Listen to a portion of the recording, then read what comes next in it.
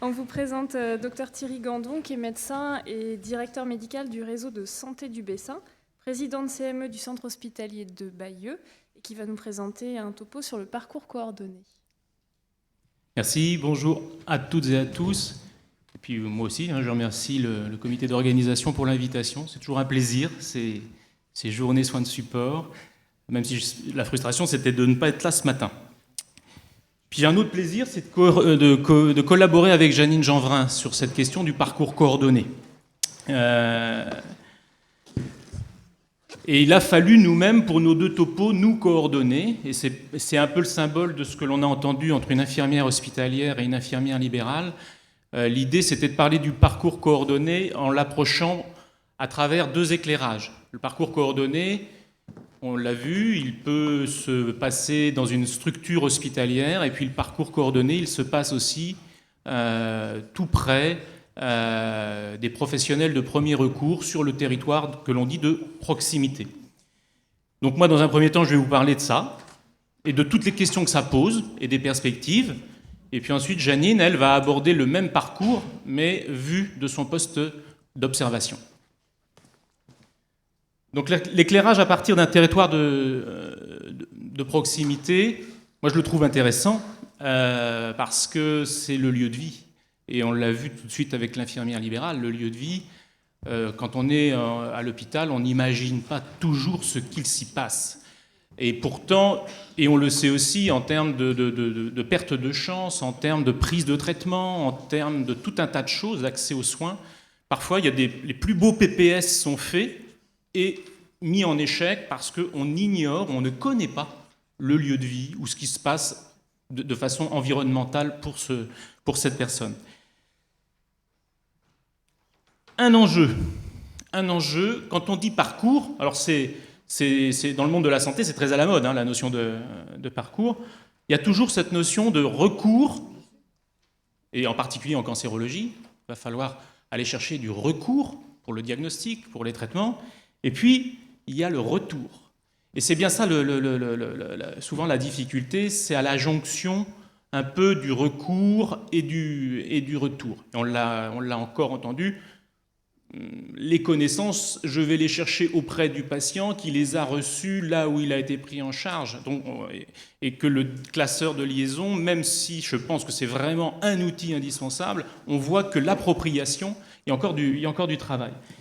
Mais il y a des défis, c'est que, alors, d'autant plus dans le parcours de cancérologie, c'est qu'il va y avoir parfois plusieurs lieux de recours, par exemple un hôpital général qui fait de la cancérologie, et un centre de radiothérapie qui, lui, est beaucoup plus loin, et donc plusieurs allers et retours. Donc là, en termes de coordination, là, on commence déjà à mesurer ce qui peut se passer, et c'est ça qu'on va essayer de toucher du doigt, concrètement. Alors pour éclairer le parcours coordonné à partir du territoire de proximité, sur quoi on peut s'appuyer ? On sait, il y a toute une politique nationale, Marisol Touraine a été citée tout à l'heure, la stratégie nationale de santé, il faut aller vers de la médecine de parcours. Les plans cancer, 1, 2, 3, on a commencé à poser les points contacts de ce parcours. On a une politique régionale actuellement qui nous parle du virage ambulatoire. Donc le territoire de proximité est concerné, le premier recours est concerné par ce virage ambulatoire. Bon, bien sûr, je m'appuie sur l'expérience du réseau de santé du Bessin, sur des expérimentations qui ont été menées en termes de coordination, avec des infirmières de coordination sur le parcours de soins en cancérologie, et aujourd'hui on parle des situations complexes. Et puis aussi 2 travaux de thèse, une qui avait été présentée ici, sur les soins de support, et une autre qui vient juste d'être soutenue, là, le 17 juin, sur la prise en charge des situations complexes, définition, place du médecin traitant, ses besoins, ses attentes. Mais le mieux, je pense que pour parler d'un parcours coordonné à partir d'un territoire de proximité, c'est parler d'une situation. Donc, Xavier la connaît déjà. Voilà. On va aller à Géfos-Fontenay. J'imagine que vous savez tous où ça se trouve. Et à Géfos-Fontenay, Paul, il a 73 ans, il est agriculteur, mais il est aussi pêcheur. Donc vous savez, ce sont ses bi-appartenants dans ce secteur-là. Et il est même apiculteur, Paul. Il est polyvalent. Paul, il est en milieu rural, très très grande précarité. Son épouse, il vit avec elle à domicile, elle a fait un AVC, elle est lourdement handicapée et par ailleurs une insuffisance cardiaque qui à tout moment peut décompenser. Et puis un fils qui est chez eux, qui est au chômage, problème d'addiction à l'alcool. Les autres enfants sont éloignés géographiquement. Ce que l'on sait, c'est qu'ils ne s'entendent pas. Voilà. Alors, vous allez me dire, oh là, il a été chercher une situation... Non. Non, non. C'est... Voilà.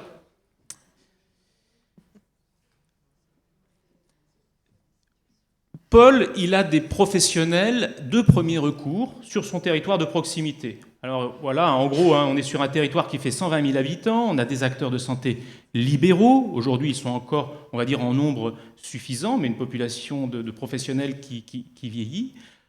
2 établissements de santé de proximité, l'hôpital de Bayeux, l'hôpital d'Aunay, 2 HAD-SIAD qui couvrent l'ensemble du territoire, et puis effectivement un groupement de coopération sanitaire qui porte un réseau de santé qui s'efforce d'animer les parcours, de les coordonner sur différentes thématiques. Ce qui est important, c'est que ces professionnels-là, effectivement, ont pris l'habitude, d'une manière ou d'une autre, de beaucoup travailler ensemble. Quelqu'un, l'infirmière, Madame Delavoye, ou Delevoye, excusez-moi, disait, effectivement, les professionnels de premier recours, actuellement, ils sont en train de modifier aussi leurs pratiques culturellement individualiste et aujourd'hui de se regrouper, de commencer à vraiment travailler ensemble. C'est important. C'est le premier recours qui lui-même se coordonne. Donc dans le parcours coordonné, ça va avoir toute son importance. Cette offre de premier recours, le médecin traitant de Paul, il est proche de la retraite et effectivement il travaille dans ce qu'on appelle un pôle de santé libéral ambulatoire. Le SIAD intervient chez Paul.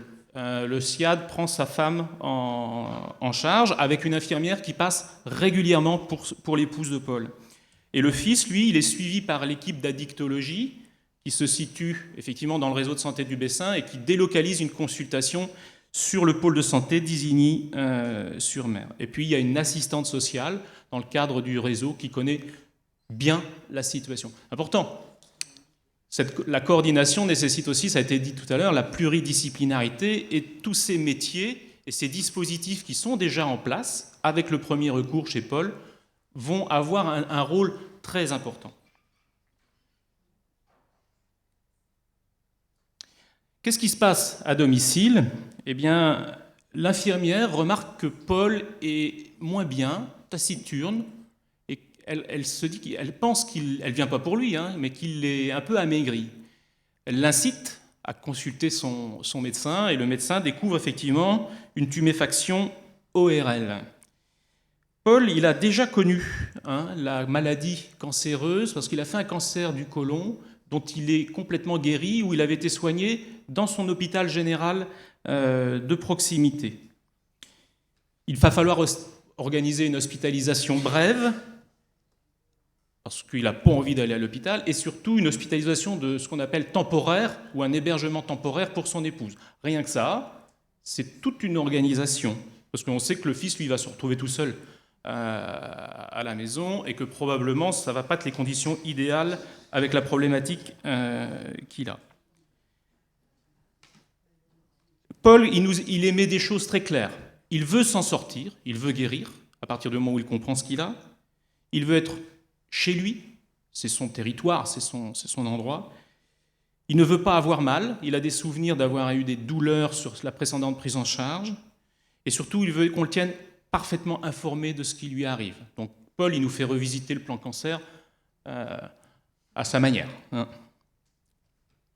Donc, il va démarrer son parcours de soins dans la phase que l'on appelle la phase de traitement, de diagnostic et de traitement, la phase curative. Je ne vais pas insister sur cette diapo-là. L'important, c'est que Paul, il est bien au cœur du dispositif, et il faut qu'il y ait un bon équilibre dans un parcours coordonné entre ce qui va se faire dans le milieu hospitalier spécialisé. Et on voit, il y a des acteurs, il y a des dispositifs, il y a la RCP, il y a le PPS, il y a l'annonce, il y a la consultation d'accompagnement, il y a l'organisation des soins de support, tout un tas de choses. Mais il faut surtout, et ça a été dit tout à l'heure, il faut surtout que certaines informations de tout ce qui se passe dans cet univers puissent être transmises à ceux qui vont prendre le relais dans le milieu de vie, les professionnels du premier recours. Et ça, c'est tout le défi du parcours coordonné. Donc, vive le dossier de liaison, vive, on en reparlera tout à l'heure, les solutions qui nous permettront d'avoir cette information de façon facile. Vous voyez apparaître, c'est important, les acteurs principaux de la coordination, le médecin traitant reste, et vous allez le voir dans une diapo tout à l'heure, c'était le fruit de la thèse, ils veulent rester des coordinateurs privilégiés. C'est même dans leur mission d'être des coordinateurs. Et puis aujourd'hui, on envisage des dispositifs d'appui de coordination pour des situations particulièrement difficiles pour eux. Les attentes des acteurs du parcours coordonné. Ça, c'est l'expérience du réseau de santé qui nous l'a appris. Qu'est-ce qu'ils veulent? Les patients et leurs proches. C'est important parce que le premier coordinateur du parcours, ça reste le patient, avec les informations qu'il a, l'éducation thérapeutique, etc., toute la compréhension qu'il a. Et toujours, et ne pas avoir d'a priori par rapport à ça. On pourrait penser, ils sont peut-être un petit peu limités, peut-être pas vrai du tout. Les gens ont souvent des capacités, quand ils sentent que voilà, il y a des choses importantes qui les concernent, à développer une autonomie assez surprenante. Et les proches aussi. Ce qu'ils veulent, c'est bien savoir qui s'occupe vraiment d'eux. On appelle ça le référent. C'est être bien orienté, être au bon endroit. L'accès aux soins. La notion de sécurité et de cohérence. C'est pour ça que tout ce qui est transmission, en tous les cas dans l'expérience du réseau de santé, quand on propose aux gens qu'on transmette des informations pour une meilleure coordination, jamais les gens disent « Ah non, moi je ne veux pas qu'on sache ce qui se passe. » Au contraire, le fait qu'ils sentent que les professionnels d'un endroit travaillent bien en coordination avec ceux d'un autre endroit, c'est sécurisant. Pour les professionnels de santé de premier recours, eux, ce qu'ils veulent, c'est de la lisibilité sur ce qui est fait, sur l'offre, de la réactivité. On le sait que le temps du libéral, quand il est en visite et tout ça, quand il a besoin d'avoir un avis, etc., il n'a pas envie d'attendre des heures au téléphone avec une petite musique. Des informations, cette diffusion d'informations, et de la simplicité dans ce que l'on met en place et dans ce que l'on organise. Et puis ceux qui sont plutôt en établissement, c'est d'avoir des visibilités territoriales. Moi, j'imagine bien que pour un centre régional, c'est compliqué de savoir quelles sont les offres sur chacun des territoires de la basse Normandie. Même si, aujourd'hui, il y a des annuaires et des sites qui permettent de mieux s'y retrouver. Des coopérations interétablissements et bien sûr, toujours cette notion de coordination. Alors, le parcours coordonné, vraiment, je pense que l'outil qui le structure, c'est le fameux PPS. Ça, c'est un outil très précieux, qui mérite d'être développé, qui mérite d'être intégré à des outils communicants. Je pense que Janine pourra nous en reparler. Par contre, le parcours coordonné, il est éprouvé par des situations que l'on dit complexes. Alors effectivement, dans l'expérimentation actuelle avec la DGOS, c'est sur ces situations que l'on essaye de travailler pour voir le temps que ça prend, c'est quoi la complexité. Dans le groupement de coopération sanitaire, on a fait toutes les équipes, que ce soit la Dicto, la Périnat, le service de permanence d'accès aux soins de santé, les soins palliatifs, la Géronto, tout le monde travaille avec cette grille pour essayer qu'on parle tous de la même chose quand on parle de complexité. Ça vaut ce que ça vaut, c'est un outil de travail que l'on s'est fait. Parce qu'effectivement, quand un certain nombre de ces éléments sont présents dans une prise en charge, on sait pertinemment que ça va relever d'une prise en charge complexe qui va nécessiter une coordination particulière. Alors, par rapport à ça, si on parle de complexité, vous l'avez vu, quand je parlais de Paul tout à l'heure, déjà, on subodore que ça va quand même pas être simple. Et la complexité s'est même ajoutée au cours de son parcours, Paul, parce qu'il on lui a fait bénéficier d'une gastrostomie pour une nutrition artificielle. Il a développé des douleurs post-radiothérapie qui n'ont pas été faciles à prendre en charge. Son épouse, étant donné la gravité de la maladie de son mari, a fait une forme de dépression sévère, et à un moment donné, il a fallu hospitaliser le fils, qui avait des comportements à la maison qui n'allaient plus du tout. Bon, voilà, pour moi, le complexe, c'est déjà toute cette... c'est le patient, mais c'est la complexité, elle est... Et vous imaginez, hein, pour le médecin traitant ou l'infirmière libérale, parfois c'est le pharmacien aussi, hein, qui, confrontés à ce genre de situation au domicile, s'ils n'ont pas des dispositifs un petit peu d'appui pour les aider, c'est pas toujours si simple. En ce qui concerne le travail de thèse, qu'est-ce qu'ils disent les médecins généralistes? Ils confirment, hein. Augmentation de la complexité en médecine générale en lien avec les changements démographiques, épidémiologiques et sociaux.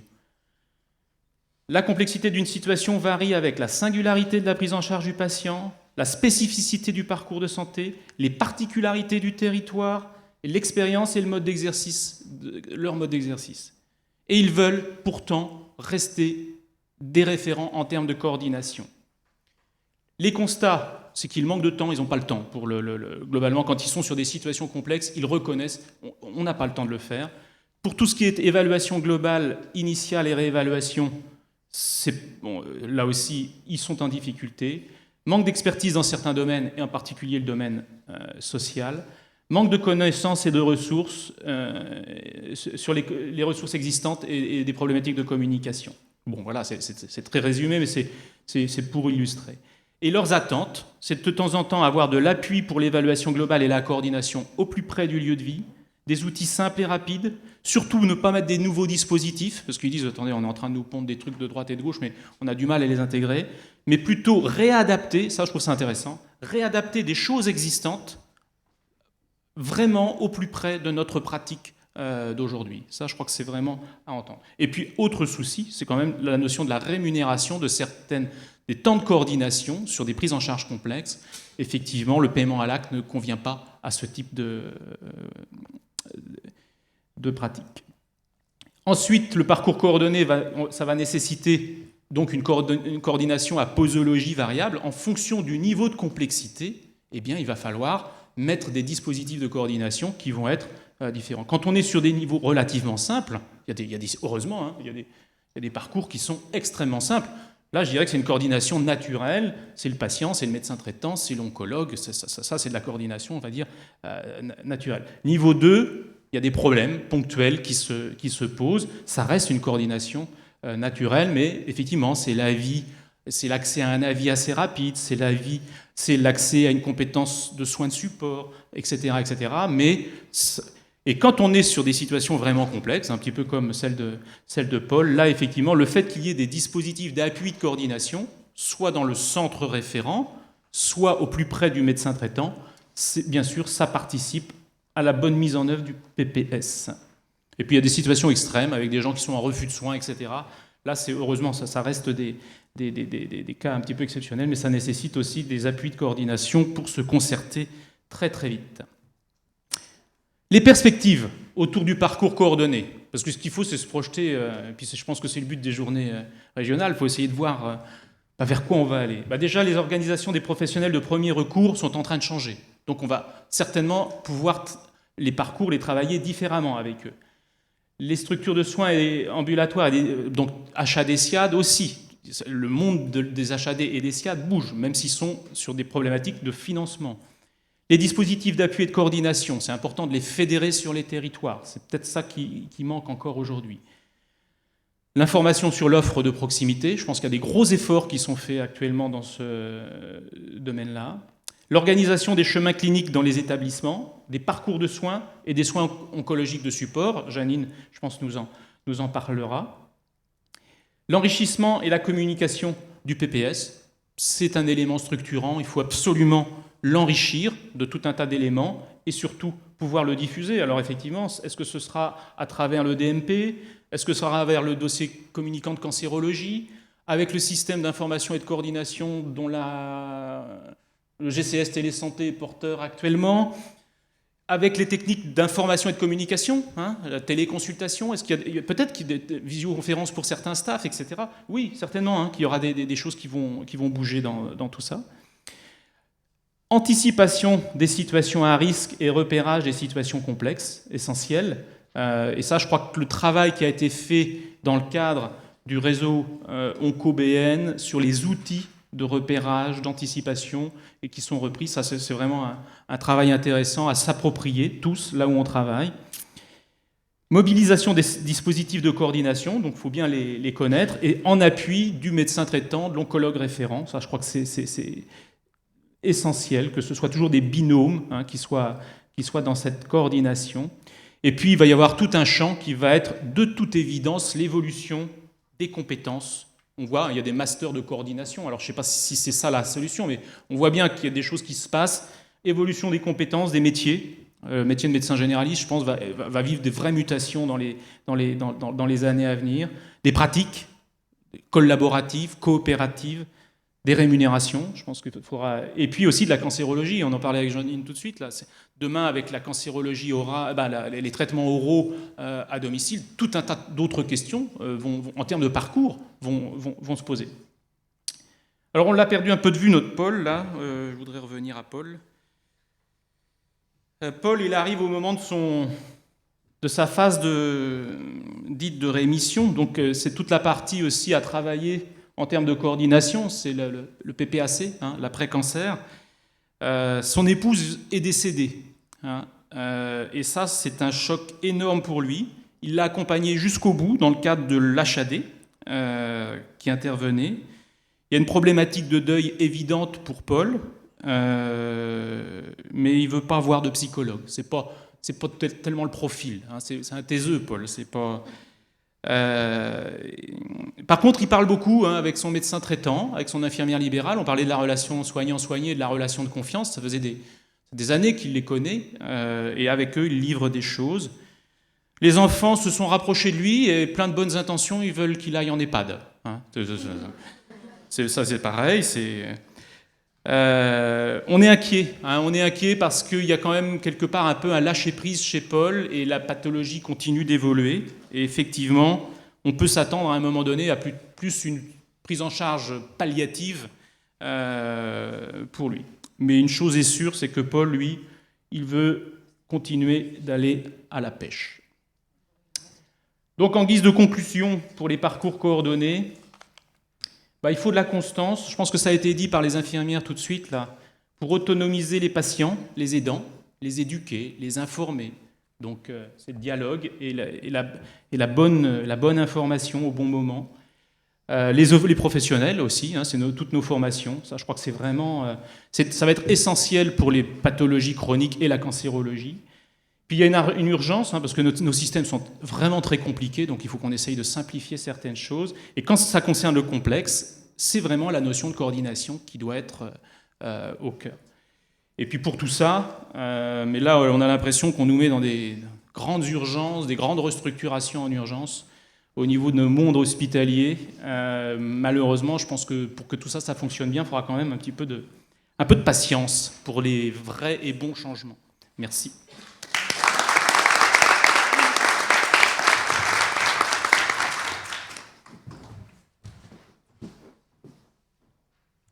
Je vais prendre le relais de Thierry, mais à partir en fait d'une unité, d'un centre à visée régionale.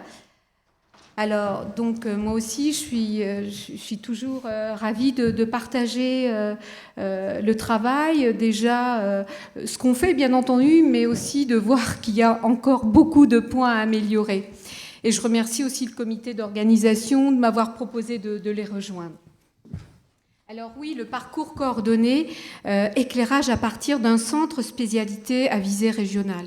Donc je vais partir de ce que nous faisons, parce que ce n'est pas que l'infirmière coordinatrice, vous le savez bien, un soignant tout seul, ça n'existe pas, parce qu'elle coopère, elle collabore avec toutes les équipes de soins. Alors, donc, le diaporama.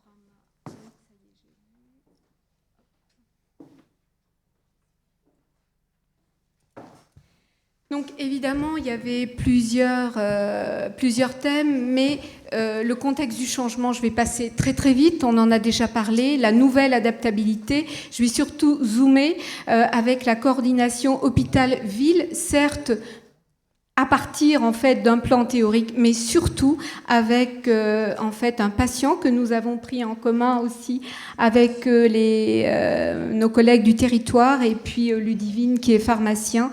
Et nous, le patient, il s'appelle pas Paul, mais il s'appelle Cyril.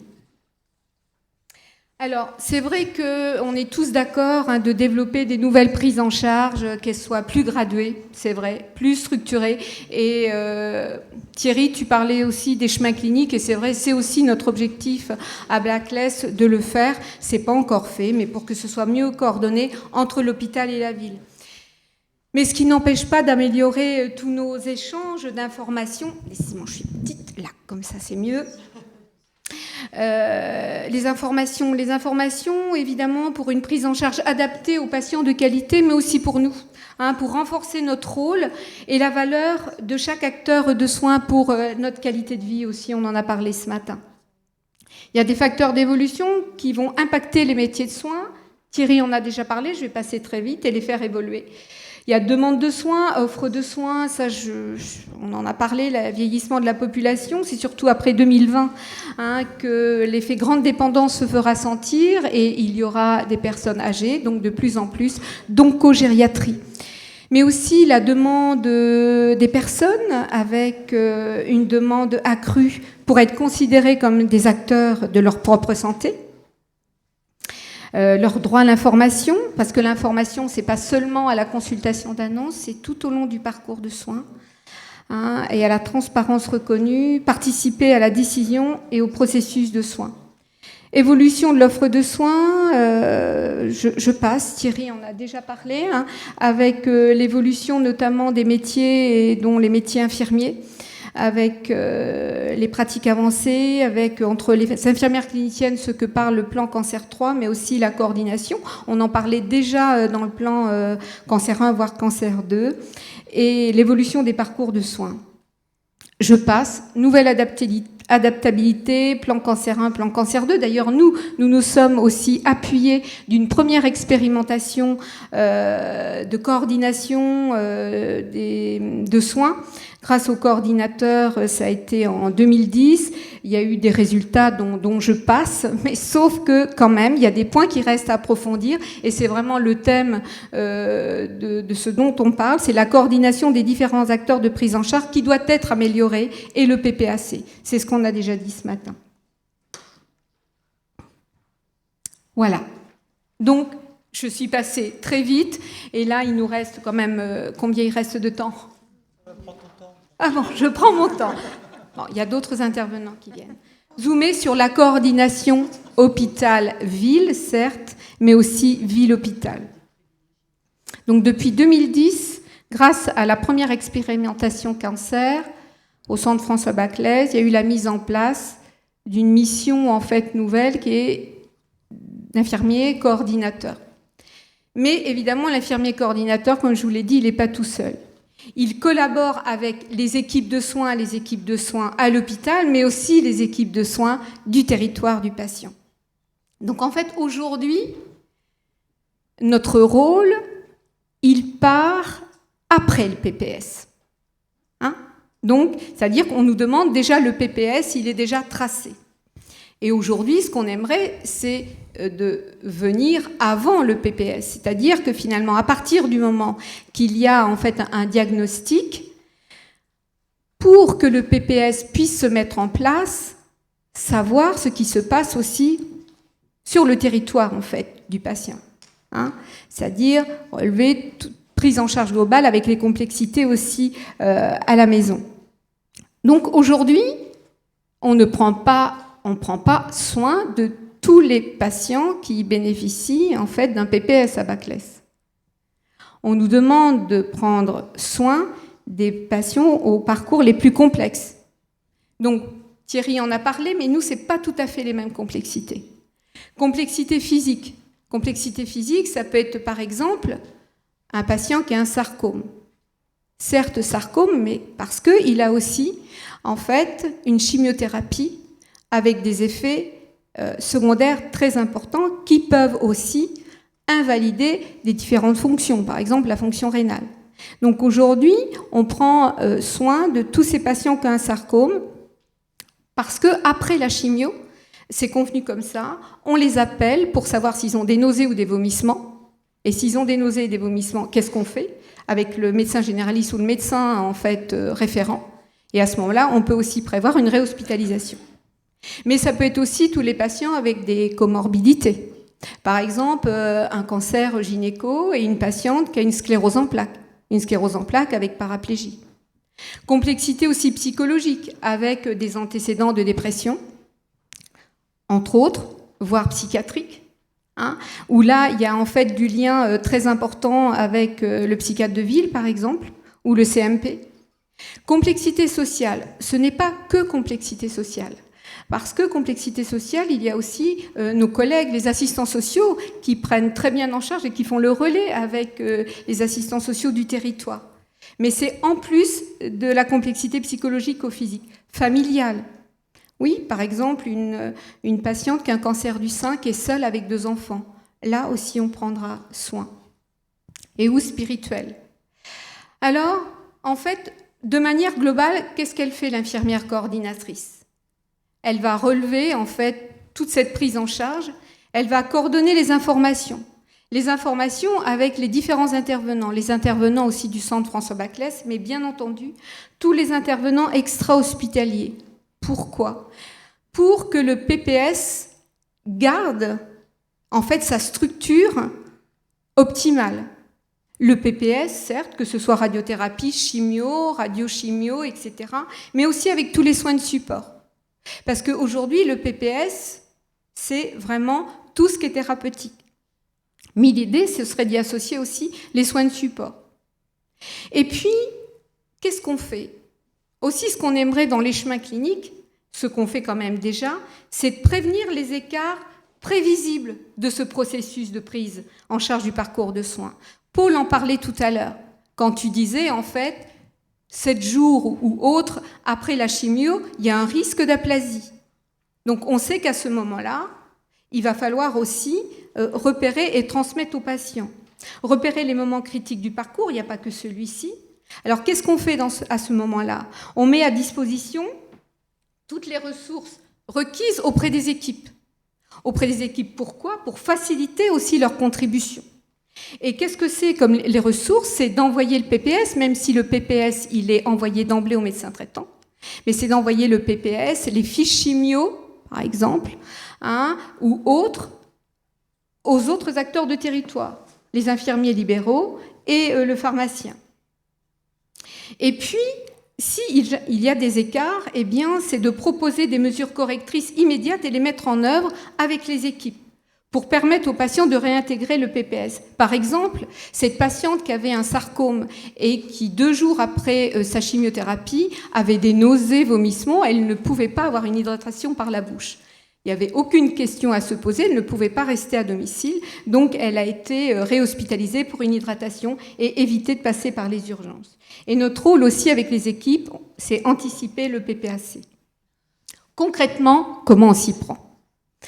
Alors, la demande de prise en charge des patients par l'infirmière coordinatrice, je ne suis pas toute seule à Baclès, je partage en fait ce temps avec une autre collègue. Nous sommes en fait 2 pour un équivalent temps plein. Donc la demande, elle est faite soit par le médecin référent du patient, donc le médecin oncologue, soit par l'infirmière de consultation d'annonce paramédicale. Systématiquement, quand le patient le souhaite, le classeur de liaison, en fait, est remis. Et déjà, dans le classeur de liaison, nous, on a déjà différents numéros de téléphone. Mais si on a une demande, en fait, par l'IDO de consultation paramédicale, systématiquement, il y a une RCP, avec les activités transversales en oncologie, soins de support. Soit c'est demandé aussi par nos collègues des équipes de soins, c'est-à-dire le PPS est déjà enrayé et il y a une problématique au cours du PPS. Donc nos collègues de services de soins, mais aussi médico-techniques, par exemple en radiothérapie. Par exemple, les patients ORL, on sait très bien qu'à un moment donné, il y a souvent, en fait, même si c'est anticipé avec une sonde nasogastrique ou une gastrostomie, il y a souvent des soins de bouche, en fait, qui sont altérés. On nous appelle à ce moment-là, et puis là, on découvre qu'il y a une complexité, en fait, familiale, hein, et on intervient. Mais aussi, et c'est très rare, les acteurs de soins du territoire patient, parce que peut-être on n'est pas assez connu. Alors, ça, on va en fait le mettre en valeur par un cas clinique. Par exemple, le cas clinique de Cyril. Cyril, il avait 45 ans.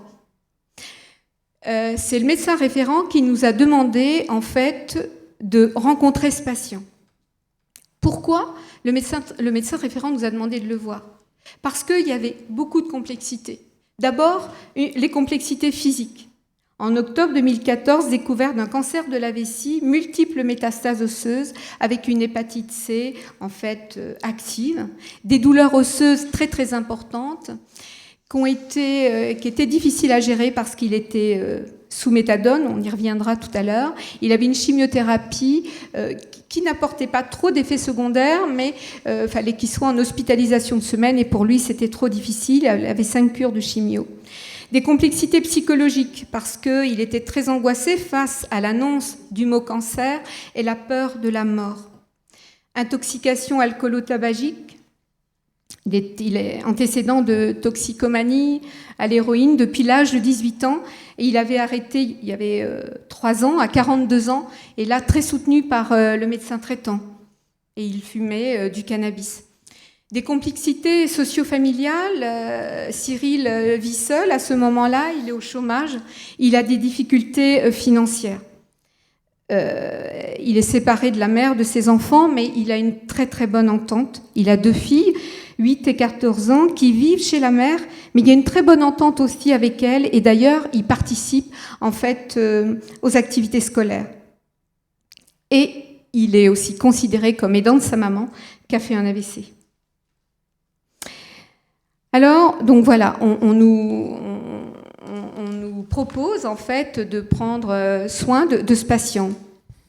On prépare l'entretien initial, mais l'entretien initial, il sera seulement en fait posé si on a l'accord du patient. Donc pour cela, on appelle le patient, il était d'accord, Cyril.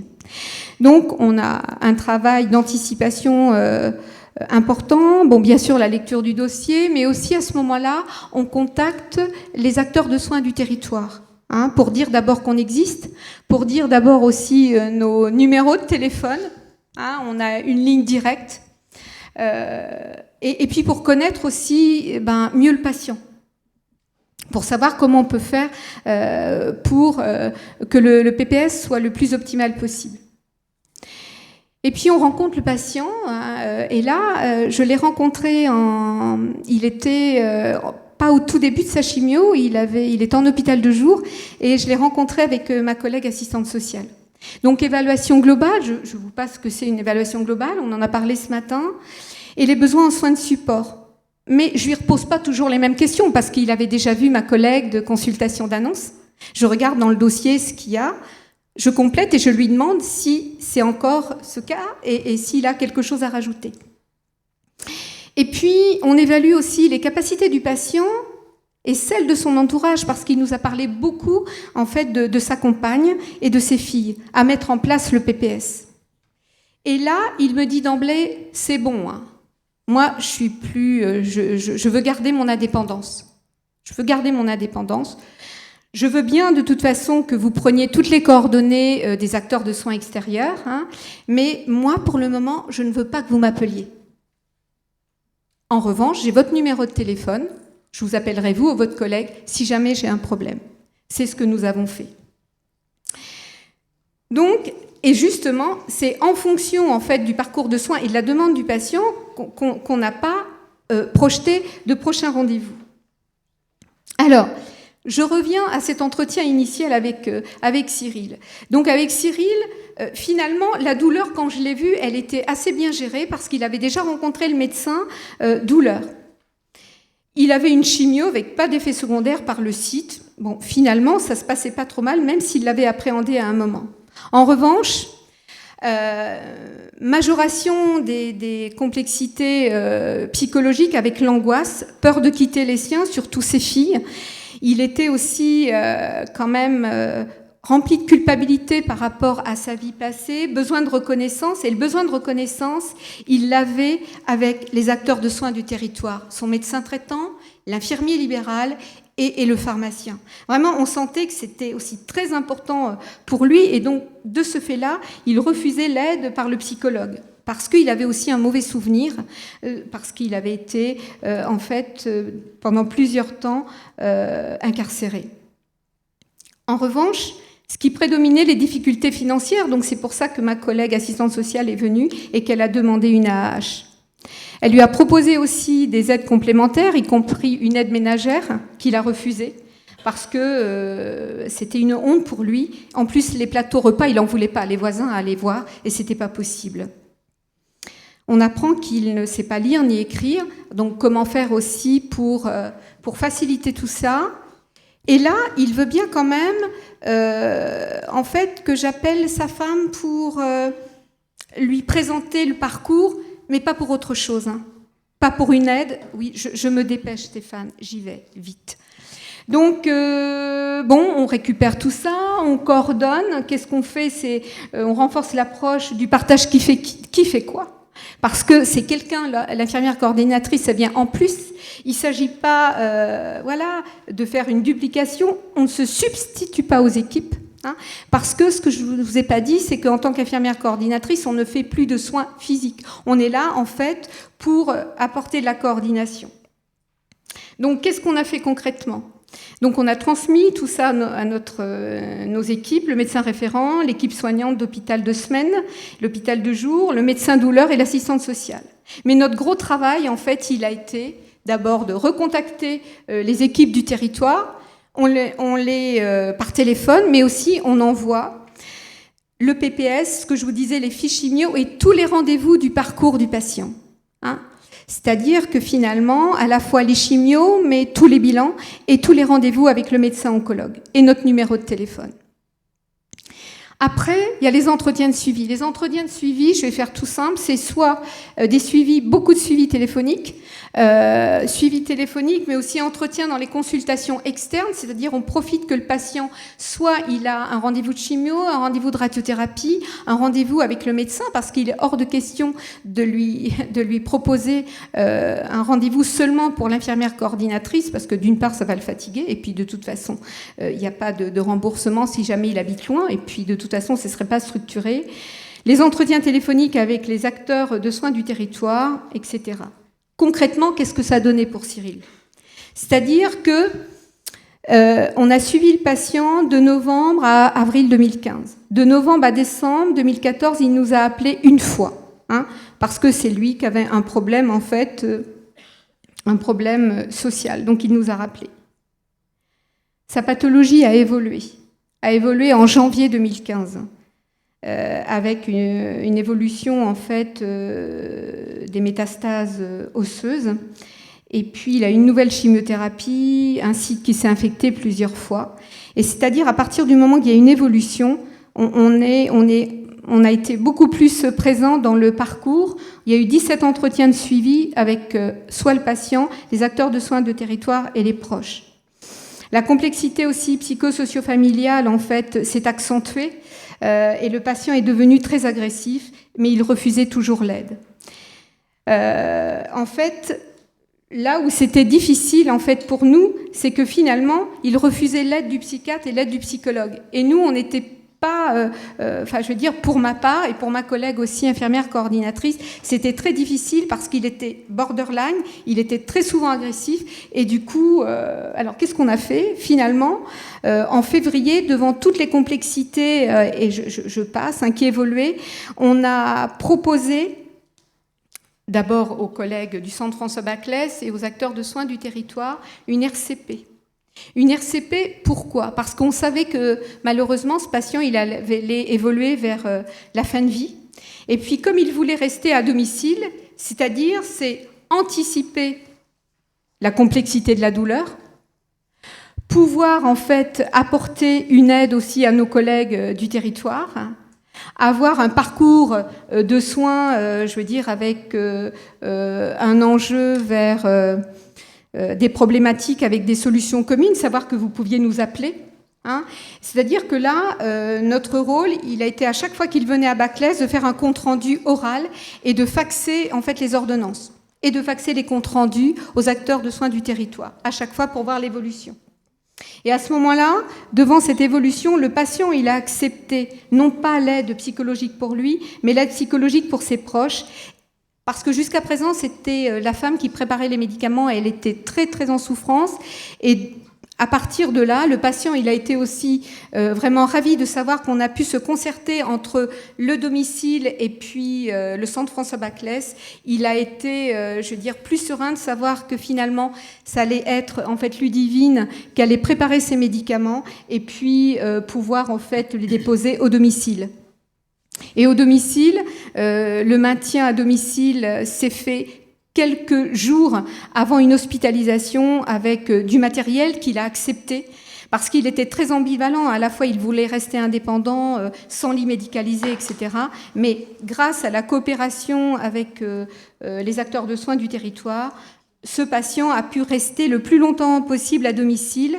Et nous, on s'est trouvé en difficulté, c'est parce que le patient ne pouvait plus rester à domicile. Il n'y avait plus de lits au centre François Baclès. Et du coup, heureusement qu'on a la collaboration avec l'unité régionale de soins palliatifs. Et il a été hospitalisé pour une fin de vie. Il est décédé 3 jours après.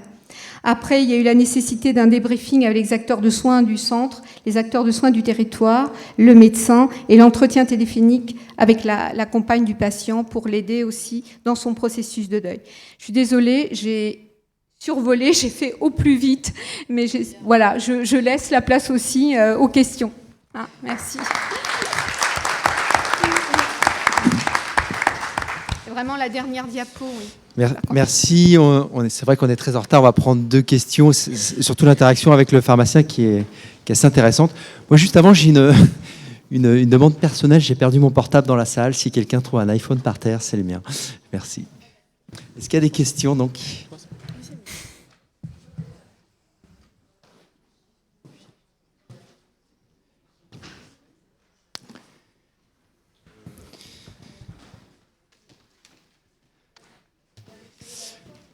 Oui.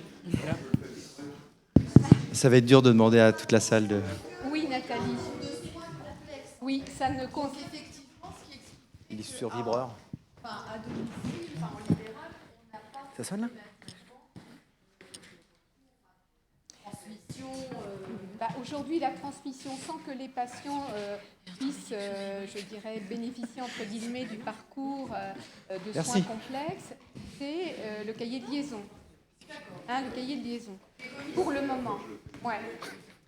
Moi, je voudrais juste apporter une précision sur les IDEC de ville. Parce que on parle de l'IDEC à l'hôpital. L'ARS avait fait un appel à projet pour qu'il y ait des dossiers déposés, pour qu'il y ait des IDEC de ville. J'ai participé à un projet, on a beaucoup travaillé, j'étais pas la seule, on était tout un groupe pour s'entendre dire à la fin que notre dossier était super, mais que les budgets étaient arrêtés.